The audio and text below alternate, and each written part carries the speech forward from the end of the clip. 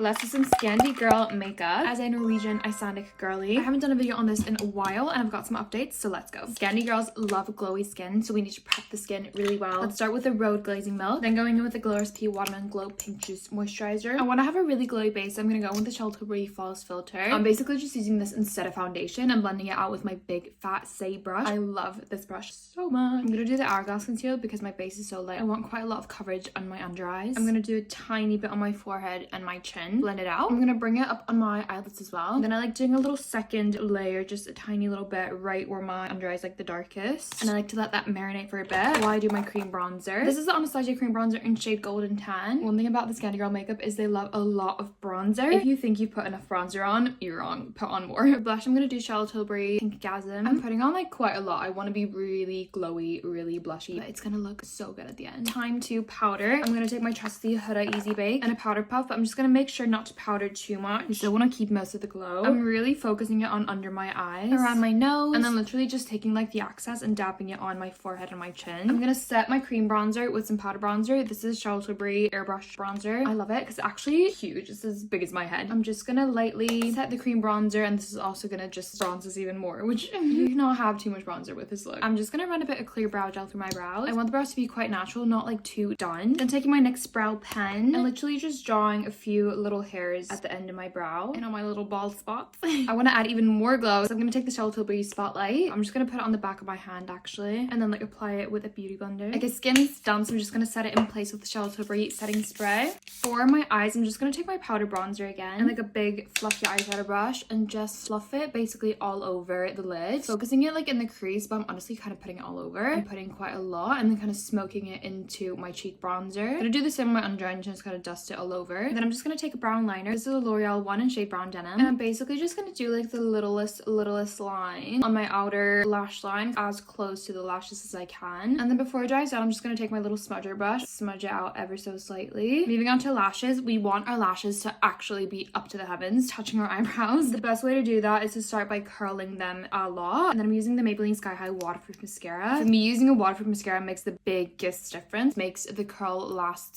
so much longer. I'm going to put on quite a lot. For lips, I feel like most Scandi girls do like a kind of browny, nudie sort of lip liner. So I'm doing, surprise, surprise, my Anastasia Mocha like I do every single other day. And I'm just overlining slightly. I'm going to do like a pinky gloss. This is Maybelline Lipstick Gloss in Gummy Bear. The makeup is done. I'm going to take out my rollers now. And we are ready. I feel like this makeup would just look amazing on everyone. It feels so glowy. Love you guys.